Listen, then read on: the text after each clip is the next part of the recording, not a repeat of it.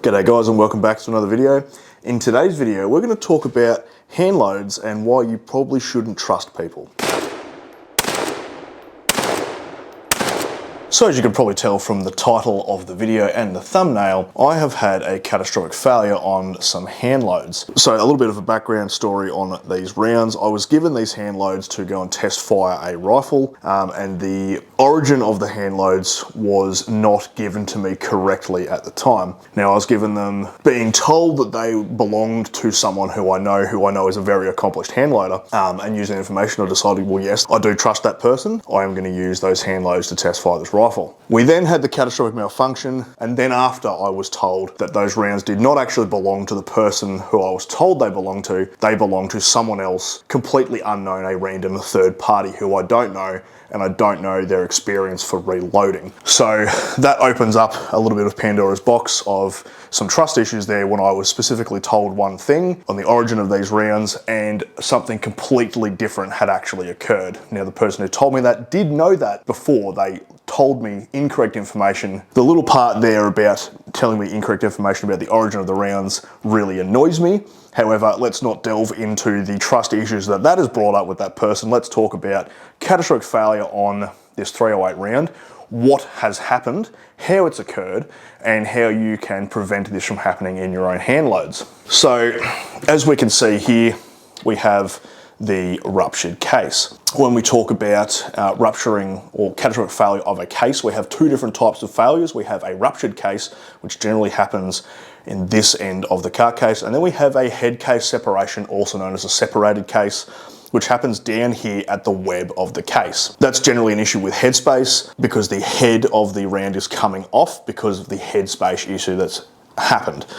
Now this is a ruptured cartridge. Where it is ruptured, generally anywhere from the halfway point up would be considered a ruptured cartridge. So I was firing this out of a Verni Karen speed line. So as I was firing the rounds, normally if I was firing hand loads, I would be checking those rounds as I fire them. But because this was at a public range and they were ejecting out of the speed line, because it's an auto ejector, they were ejecting forward of the firing point. You know, obviously you can't just yell it to the range officer, hey dude, can you stop everyone from shooting so I can go and check my brass out now? Obviously they were told to me that they were good rounds, so I didn't really feel like I needed to check them, which I probably should have, because had I checked them, I would have seen that they all had ejector swipes, which tells me automatically that these were over pressure, but we'll get to that in a second. I was firing my group. This was the 5th round of a group of 5. I fired it. The sound was completely different from a normal gunshot. The recoil felt completely different. I recovered from the recoil and searched for the 5th round in the group. I couldn't see it. After searching the paper, I found that bullet hole about 4 inches low. And then the person who was there at the range with me said, hey dude, look at the gun. I don't think that's right. Looked at the ejection port and the round was not fully ejected and was stuck in there with the bolt. Now, further looking at it, obviously I realised that I then had a piece of the brass stuck in the chamber, so I then had to take it back to the workshop and remove that piece of brass. Now, there are many different ways of removing that. One method is to use an extraction tool, which is like a reverse collar. It's got teeth on, you push it up inside, it opens up, and then you can extract it out like that. Or you can plug the bore with steel wool and pour a product in called Cerosafe, which is a very low temp metal that you pour in there. It's almost like lead, but it's not. It's lower melting point than lead. You essentially cast the chamber and you knock it out with a cleaning rod, and it will take the brass out with it. So if we look at this, now I'm probably going to try and stick a photo because it's going to be very hard to see on camera, but the mouth of the case is actually, it should be sitting parallel like that. It's actually turned in slightly, and that's because when it blew, that piece of brass has shot forward in towards the free bore of the chamber and has swaged it down slightly. So I put up some photos, and as you can see, there are scorch marks inside the chamber from where the case separated. Now, those scorch marks were superficial. That chamber was cleaned out, re-inspected, and there were no damages, cracks or anything to the chamber. The chamber was completely fine. All the damage occurred to the brass. Let's talk about why this failed, because it really shouldn't have. So normally you would take every piece of brass that you fire and you would check it for pressure signs. Now some pressure signs can include flattened primers, bulged cases, ejector swipes on the case head, you know, any weird stuff like that. That is all considered a sign of pressure. Now, not necessarily overpressure. Some primers from some manufacturers are softer than others, so you'll get flattened out primers on some with the same power to charge as you would not get flattened out ones with other brands. So that one can be a bit funny to tell. If you know those primers and you know they're hard and you know how they react to different loads, then you can kind of read it a bit better. If you're going into blind and you don't know what the primers are, that sign is typically hard. But ejector swipes are a very, very easy thing to tell. Now, let's look at this case, because this is the one that blew up. Now, on the back here, there is one massive ejector swipe, and that is from when the car case went kaboom. Now, underneath all of this texture, and it's very hard to see, and it's going to be very hard for me to show you on camera, I can tell that there are at least 8 ejector swipes underneath the texture on this case head, which tells me that it has been fired over pressure or close to max charge at least 8 times. Now, this leads me into the issue. I don't believe that this brass case has ever been annealed. Now, annealing is the process of heating this up and then letting it cool, and it softens the metal so that when you resize, the metal is more malleable. Now, this doesn't appear to have been annealed at any point because of how it has cracked and failed. Therefore, every time it's being resized and fired, it is essentially work hardening. Now, the easiest way I can explain work hardening to you is if you get a piece of wire and you bend it and you keep on bending it and bending and bending and eventually it snaps, that is work hardening. You're changing the grain structure of the metal in such a way that it eventually separates from itself. Now, this is why annealing brass is important, because if you don't anneal the brass, eventually it will work harden and it will crack. So we've talked about this one. So this has 8 ejector swipes on it and it ruptured and failed, and I believe that's because of the annealing or the lack thereof. Now let's look at the other cases. Now, what I did in this box, this is the box that was given to me.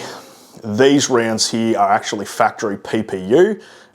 There was some factory federal stuff in this box, and then there was 2 different loads denoted by different texture marks. If you're going to texture mark your loads, normally you would texture mark your stickers. So you would say that, you know, this one is the green and this one is the red. These aren't marked and they both actually read the same information. So I don't actually know what the go is between these two. So there's a sticker here. This one says 130 grain hollow point, AR2206H, 47 grains, CCI primer at 66 mils. That's an overall length. And this one says the exact same thing. Then there's a little sticker down here that says 2,900 feet per second, 47 grains, and then in brackets, max 49 grains. Now, I don't know whether he has a load in here that is a stepped load going up from, you know, 46 grains to 49 or whatever, doing a load develop. I just don't know, because, you know, this was given to me without any real information. And I don't know whether it pertains to this one or what the brass life was in between these 2 different lots. This is one of the reasons why you generally don't shoot someone else's hand loads. But obviously, as I said, they were given to me stating that they were made by someone who I do trust, and then it turns out that the person who made them was someone that I don't actually know. So therefore I couldn't query them on the ammunition. Now, in hindsight, I should have not fired these hand loads, but neither here nor there. We had a few of these fired and a couple of them unfired, and then we had a couple of these unfired and a couple of them fired. Now let's just pick a random car case up. So from the red pile, which is what this exploded one is, very jagged ends here, because it looks like they haven't actually done any case trimming on this. Now, case trimming can lead to issues. If you have a carbon ring in your chamber and you haven't trimmed your case and that sits hard up, that can actually change a pressure spike. Now, this one has ejector swipes underneath the texture as well. Let's pick up another one.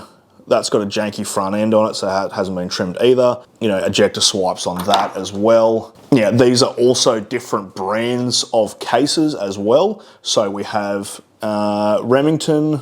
Okay, so all of those are Remington. This one here is an OSA. That's probably a Buffalo River or something.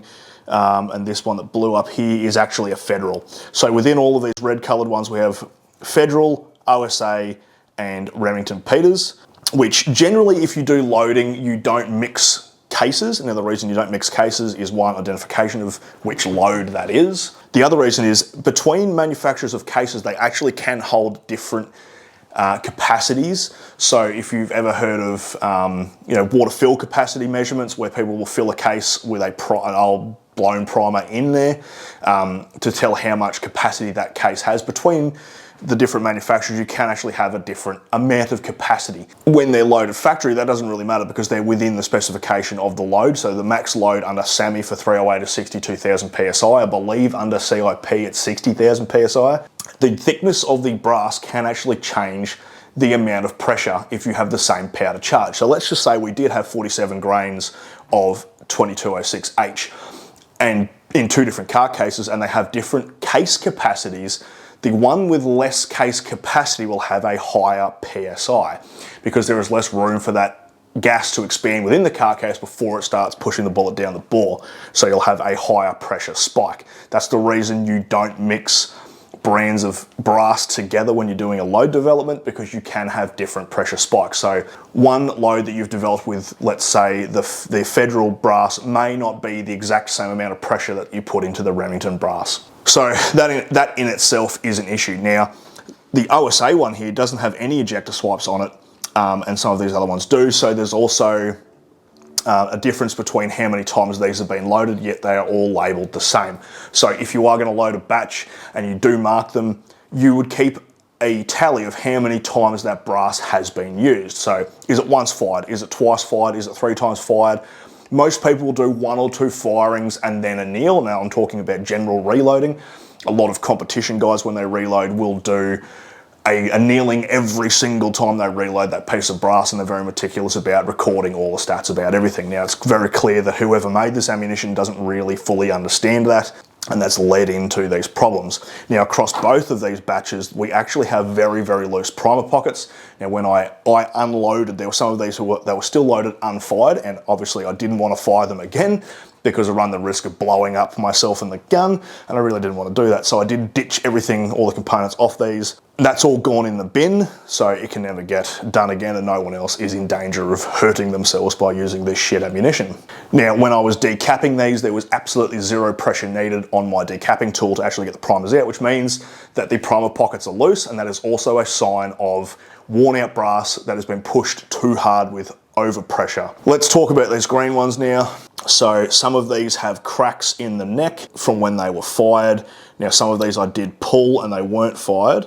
Let's see if we can find one of those. So some of these haven't been fired. You actually see there's blackening marks on the outside of the neck, and this was an unfired case, which means that we're having sooting from the firing process, which means it's not really, fitting the chamber very well. So he's probably full length resizing this all the way back to the semi-spec as opposed to bumping the shoulder tooth out to make it fit the chamber. That's completely fine, but you do need to anneal when you do that. And also inside the primer pockets are dirty, which means that the person wasn't cleaning the primer pockets correctly when he was reloading the ammunition. Some of these have a lot of ejector swipes too, and they're also mixed batches. So we have Hornady brass, that's Remington, that's Federal. So let's just grab a couple and I'll bring them to the camera for you. So out of these 6, we have 6 different companies. So this one is Remington, this one is OSA, this one is Lake City. That is actually 762, not 308, that brass. This is Federal. This one here is Hornady, and this one here, oh no, that's another Remington. All right, so we have 5 different brands of brass in this one loading. That's a little bit ridiculous. I think this guy's been picking up brass off the range and just throwing another powder charge in it. Now, if we look at these, they're very grubby in the front pockets. They were all loose. We have ejector swipes on a lot of them, and when I went to unload these, I could actually pull the projectiles out of the neck by hand, and by hand I mean by fucking hand. So that was very surprising, but very unsurprising now that I know a lot about this guy's reloading. That is due to a lack of neck tension, because either he hasn't resized the brass correctly, or more than likely he has not annealed the brass and the necks are flogged out so much that they cannot hold neck tension on the rounds. Now, that's obviously going to change the amount of pressure within the cartridge as it fires. That, in my opinion, probably would produce less peak pressure than if it was tensioned correctly. However, these red ones, when I unloaded them, actually had pretty tight neck tension, and it actually took me the correct tool to pull them out. So there is a big difference between this load he has and this load, and obviously the red load was the one that fucking exploded. When I tested the powder charges across these, now obviously this data he says here is 47 grains. I had a mix from between the high 46s up to 48, so over a grain discrepancy across the load that's in that. So he's probably not using a digital scale or a beam scale. He's probably using one of those set it and forget it powder throwers, which can be quite inaccurate. So even though there is a big discrepancy in the charge that was in them, none of them are overcharged. Now I did double check the load data for 2206H in the ADI load book. For this projectile, the max charge is in fact 49 grains. So he hasn't gone overcharge, but you know, there is a big discrepancy in the charge. Perhaps the one that exploded was 49 or maybe even 50. If he set it to 49 and then thrown it, and it might have actually been 50 and been overcharged, I don't actually know. A few of these loads also, they were kind of compressed. I had to use a tool to get inside the car case to knock all of the clumped together powder apart to actually pour it out into the scale. So there's a lot to unpack there. There's a lot that's happened with this ammunition. Now, the moral of the story is, please, if you don't know the origin of the ammunition, do not use it. I should have used my own advice and not fired this ammunition, but as I said, it was told to me that it was made by someone who I do respect as a reloader, and then after the incident was told that that person didn't make the ammunition and that someone else did. So always check your source. Never fire someone else's hand loads unless you know the person and potentially that person is there with you and it can tell you the information about it. If I could go back in time, I probably wouldn't fire this ammunition. However, what's done is done. I can't undo that. There was no damage to the rifle, luckily. There was no injury to myself or anyone else around me at the time. So we'll chalk that one up to a happy accident, and let's not repeat that one again. I personally will never be firing anyone else's hand loads unless that person fires it first in front of me. Anyway, I really hope you got something out of that. I hope that was a bit of a public service announcement for you. If you reload, please do it correctly. Don't half-ass it. Don't try to cut corners, because this shit is dangerous and you could potentially hurt yourself and or someone else. I'll catch you next video, and hooroo.